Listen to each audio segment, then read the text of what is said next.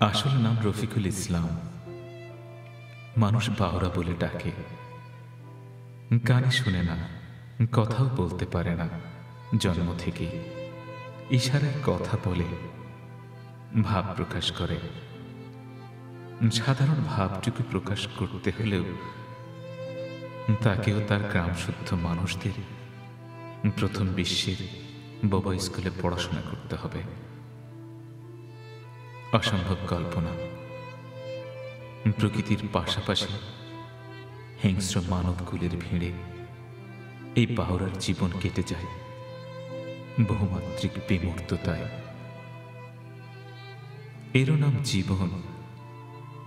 চিৎকার করে যদি ডাকো, একই ঘরের চালার নিচে 2.5 ফুট দূরে শুয়ে থাকা বাউরাকে সাপে কাটবে সতর্ক বাণী দিতে ভ্রমই ভাঙবে না।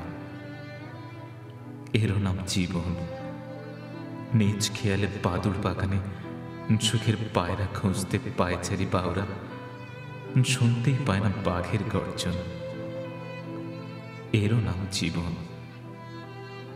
কোনো সিক্ত বসনা রমণী হাস্যময় ভালোবাসা বুকে নিয়ে কিভাবে প্রশ্ন করবে, কেমন আছো? বাউরাও ঘেঁতো ঘোড়ার মতো মুখোমুখি হলেই রমণীর নিরন্তন দ্বিধা, মুখ চেরা বাঁশের মতো হিংস্র ও অসহায়। দিবালোকের মতো ভাবের আলো যে মনে থাকত, সেখানে একটি মোমবাতিও জ্বলেনি। যদি দেখতে পেত জীবনের আলোর এতটুকুও মিটিমিটি সুদূরে অসহায় রাগের যন্ত্রণায় কাতরাত, সমুদ্র গর্জনের মতো গর্জন করত।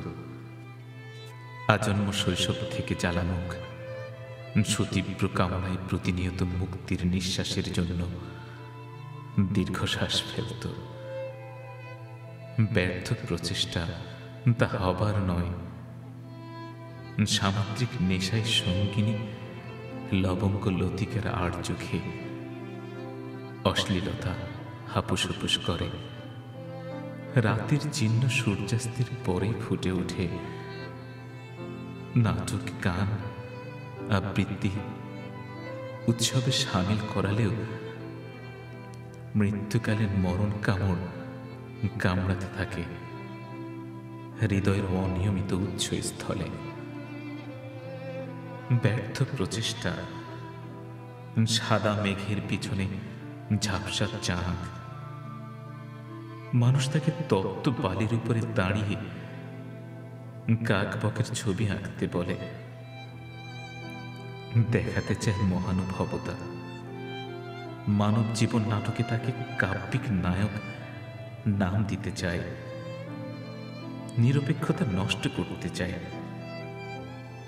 ভণ্ডামের মুখোশ পরে তারা বলে মহিষকে সাজাতে চায়।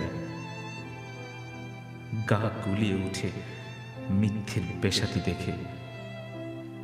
এতটুকু বুঝতে চায় না ক্লান্ত শিল্পী বাউরার চোখে ছিল করুণা ভরা সামান্য সময়ের আরতি।